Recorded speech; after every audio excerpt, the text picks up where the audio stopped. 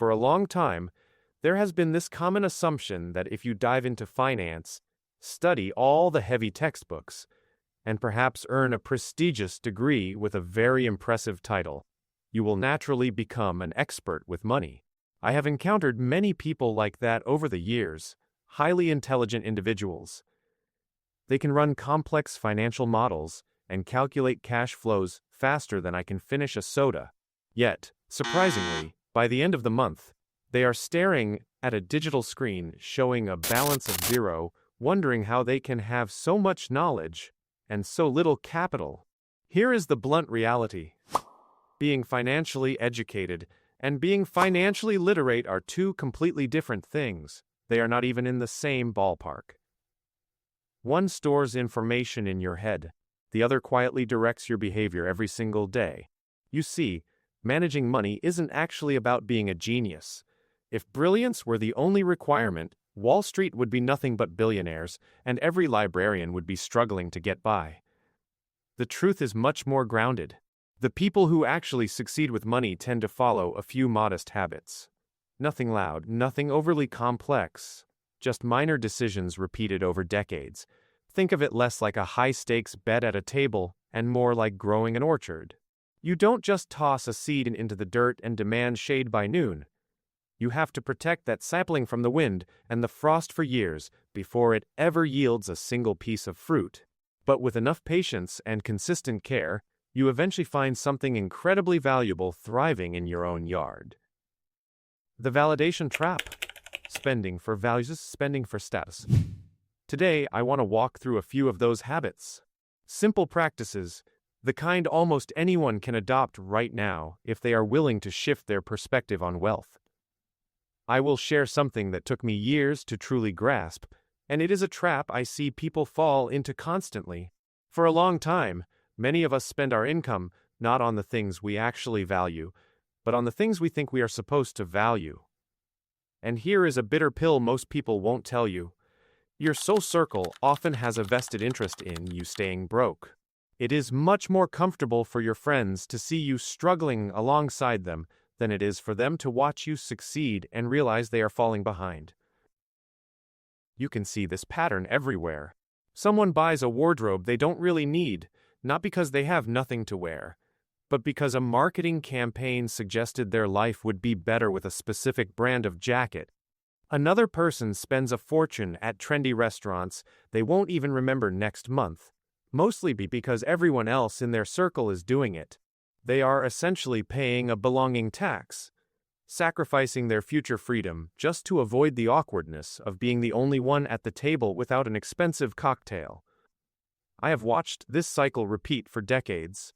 Perfectly sensible people with good intentions slowly building a lifestyle they never actually sat down and chose. They aren't necessarily spending to find joy.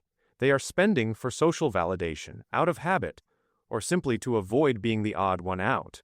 And let me tell you, fitting in is one of the most expensive motivations on the planet. Aligning your bank statement with your real priorities. The fascinating part is that when you ask people what truly matters to them, the answers are almost always the same. They talk about spending time with their kids, maintaining their health, having freedom, or building a meaningful career. Yet, if you audit where their money actually goes each month, you often see a totally different narrative. That disconnect between what you say you prioritize and where your cash actually lands is incredibly telling. In fact, if you want to know what someone's priorities are, do not listen to their words. Just follow their spending. It is always much more transparent. One of the most vital principles I have learned is this. Your money should follow your personal values, not the other way around. It certainly shouldn't follow the values of your neighbor, your colleagues, or that charismatic person in the commercial who is convinced you need a luxury watch every season. If you want to get a clear picture of your financial health, there is a small exercise I highly recommend. Grab a piece of paper and list the 5 things that are most important to you, not the things that sound good to others, but what actually matters to you. For most, that list is simple: family, health, financial independence, continuous learning, or perhaps a legacy. Now here is the reveal. Open your banking app, Look the last 30 days of transactions and see where the money really went. This is usually where the comedy or the tragedy. Because the spending often tells a contradictory story. You might see $50 gone to a subscription you haven't opened in 6 months, or $300 spent on takeout meals that you barely ate. Suddenly, the values in that paper and the values in the bank account are not even on speaking terms. That gap is exactly where most financial stress quietly lives. The monthly check-in, creating intentional clarity, it is rarely a lack of brain power. It isn't even always a lack of income. It is simply that our spending behavior has drifted away from the things we claim are important. The second you start intentionally directing your money toward your real goals, something shifts. You might not even be spending less, but your money finally starts building a life you actually enjoy. In my experience, that is the moment financial clarity truly begins. One habit that has helped countless people take the wheel of their finances is very straightforward. Once a month, you sit down for 30 minutes and have what I call a money check-in. Now, I know that doesn't sound like a thrilling way to spend an evening. Nobody ever rushed home on a Friday night shouting, "I can't wait to hang out with my bank statement." But that small window of focus can change everything. The process is basic. For half an hour, you turn off the noise, put the phone in another room, and take an honest look at the numbers. First, you review the last month's spending. Where did it actually go? Not where you intended it to go, but where it landed. This step alone is an education. Money has a strange way of evaporating like mist in the morning sun, if you aren't watching where it goes. Second, check your pulse on your long-term goals. Maybe you are saving for a home, paying down a loan, or investing for retirement. This is just a moment to see if the ship is still pointed toward the right horizon. The third step is the most critical. Pick exactly one financial focus for the next 30 days. Not 5 goals, not a total lifestyle makeover, just one specific target. Experience has taught me a valuable lesson. When people try to change every habit at once, they usually end up changing nothing. But when they focus on one small win at a time, those wins start to stack. Over a year, those minor adjustments can completely transform your entire financial landscape. System over willpower. The power of automation. Something I have noticed over time is that people put way too much faith in willpower. They believe that if they just try harder, find more discipline, or wake up with more motivation, their bank account will fix itself. Unfortunately, willpower is like a New Year's resolution. It shows up with a lot of energy for 2 weeks and then quietly slips out the back door. A much more effective strategy is to build systems that work even when you are tired or distracted. Good financial health shouldn't rely on your daily mood if the structure is already doing the heavy lifting for you. This is why automation is so incredibly powerful. Instead of trying to remember to save every month, you set it up so the transfer happens by itself. The moment your paycheck hits, a portion moves to your savings before you even have the chance to think about spending it. In other words, you are sending a package filled with cash directly to yourself in the year 2035. This same rule applies to your monthly bills and your investments. If your fixed costs are handled automatically, you eliminate the risk of late fees or forgetfulness. If your investments are recurring, you remove the temptation to wait for a better time or second plan. Human beings are creative, but we are also masters of procrastination. A system, however, has no feelings, no excuses, and no sudden urge to buy something expensive at midnight. Over time, these automated choices build a sense of quiet momentum. You don't have to constantly debate whether you are doing the right thing. The system handles the details. In my view, a strong financial foundation rarely comes from massive bursts of effort. It comes from simple systems running steadily in the background while you go out and live your life. Compounding and simple investing. Letting time work for you. There is a force in the world of money that is so potent yet so often ignored that it really should be treated like a law of physics. It is called compound interest. Once you truly grasp how it works, you will never look at a calendar the same way again. Here is a classic example. Imagine 2 people who both want to build a nest egg. The first person starts investing at age 25. The second person waits until they are 35. Now, the second person might invest the exact same amount every month, and they might even work twice as hard to catch up. But the lead that those extra 10 years provides can easily translate into hundreds of thousands of dollars over a lifetime. Not because the first person was smarter, but simply because they gave their money more time to grow. When money compounds, your returns start earning their own returns.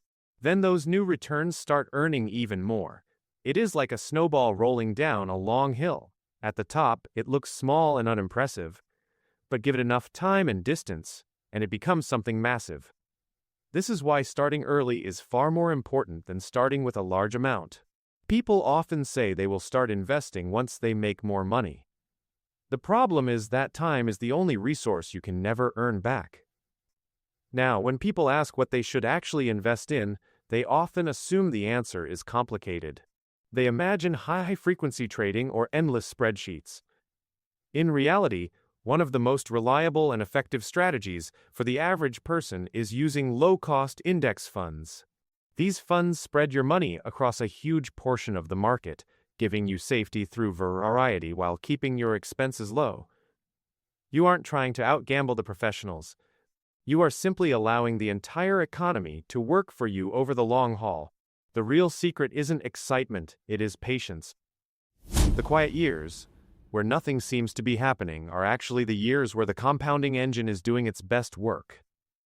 Action over information, breaking the silence and taking steps. One thing I have seen repeatedly is that people love collecting information about money. They read the books, listen to the podcasts, and follow all the gurus. There is nothing wrong with gaining knowledge. It is a great first step. But knowledge that is never used is just a form of entertainment. You can study personal finance for a decade and see zero change in your net worth. Not because the advice was bad, but because it was never put into practice. I have met individuals who can explain market theories in great detail, yet their own savings account is completely empty. So I have a very simple rule. Every time you learn a useful financial tip, take one small action that same day. To get you started right now, here are 4 quick wins you can achieve in the next 10 minutes. Delete your favorite food delivery app for just 1 week to break the impulse cycle. Log into your bank and cancel that one subscription you know you don't use. Transfer exactly $10 to your savings or investment account right now, just to prove you can. Set a calendar reminder for your first 30-minute money check-in. The goal isn't to be perfect. The goal is to create momentum. You see, the difference between people who actually change their financial lives and those who stay in the same spot is a very tiny gap. One group consumes content, while the other group acts on it. If you consistently take one small step every time you learn something valuable, those steps start to add up. Before you know it, you aren't just reading about good habits, you are actually living them. For a topic that influences almost every single life decision we make, money is strangely difficult for people to discuss. You can sit at a dinner table and hear someone go into detail of their health issues, their family drama, or even their politics. But the moment the conversation turns to money, the room goes silent.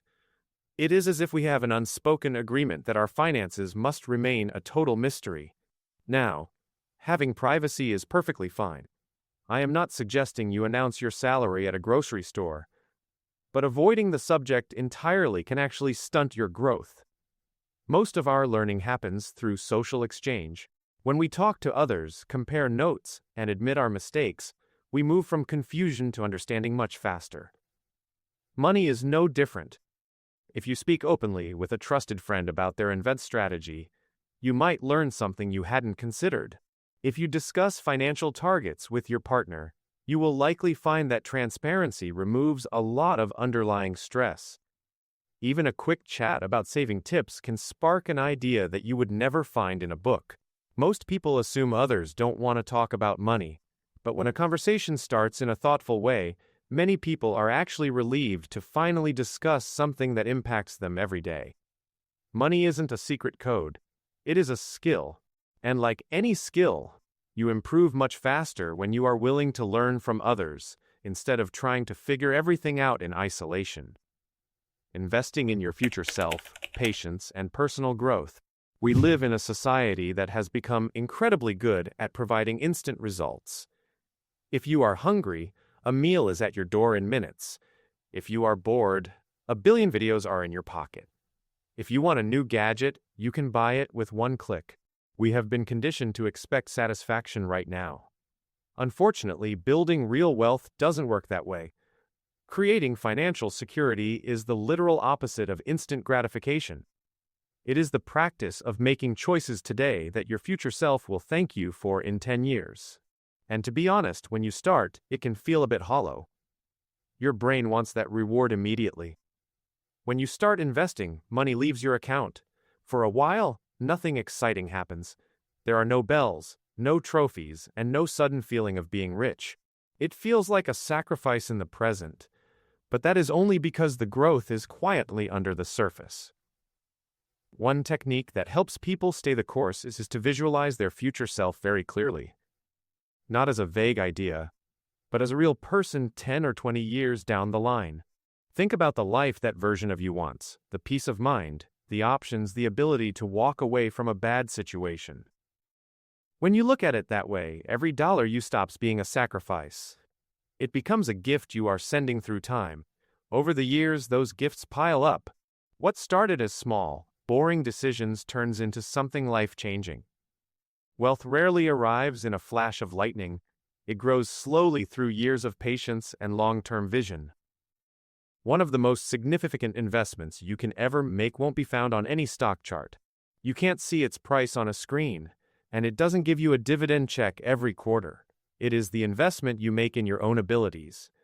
People spend countless hours trying to find the perfect stock or time the market perfectly. Meanwhile, they ignore the asset that has the most power over their future, themselves. If you sharpen your skills, your earning potential grows with you for life. Think about things like public speaking, writing, understanding business logic, or mastering new technology. These aren't just bullet points for a resume. They are tools that multiply the value you offer the world. And when you increase the value you provide, your income generally follows. I see people hesitate to spend money on education all the time. They will drop $1,000 on a smartphone that will be obsolete in 24 months. Yet they will agonize over spending $50 on a course that could teach them a skill worth 10 times that every single year. One purchase sits in a pocket and slowly dies. The other stays in your mind and pays interest for decades. When you build a skill, that knowledge stays with you forever. Markets can crash, industries can be disrupted, and companies can disappear, but your capabilities are yours to keep. In reality, investing in yourself is the most reliable compounding machine there is. Every upgrade you make today opens doors next year and the year after that. In the long run, those small improvements to your own talent will likely be worth far more than any single trade you ever make. Conclusion: the spectacular results of boring consistency. When people hear the word finance, they assume it is a world of complexity. They picture math, secret formulas, and hidden knowledge reserved for a few lucky experts. But after spending my career around these systems, I can tell you the truth. Managing money well is rarely being a genius. You don't need a high IQ to build wealth. You don't need perfect luck, and you don't need to know exactly what the market will do tomorrow.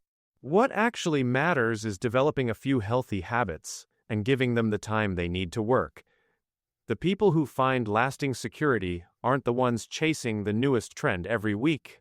They are the ones doing the small things consistently, saving a bit, investing often, staying out of bad debt, and making choices that their future self will be proud of. None of these habits are particularly glamorous. In fact, they can look quite boring from the outside. But over time, those boring choices have a habit of creating very spectacular results. That is the hidden power of patience. When you pair common sense decisions with enough time, the outcome compounds in ways that are hard to even imagine at the start. So, if there is one thought to hold on to, it is this: financial freedom doesn't come from one lucky break. It comes from 1,000 small decisions made wisely over time.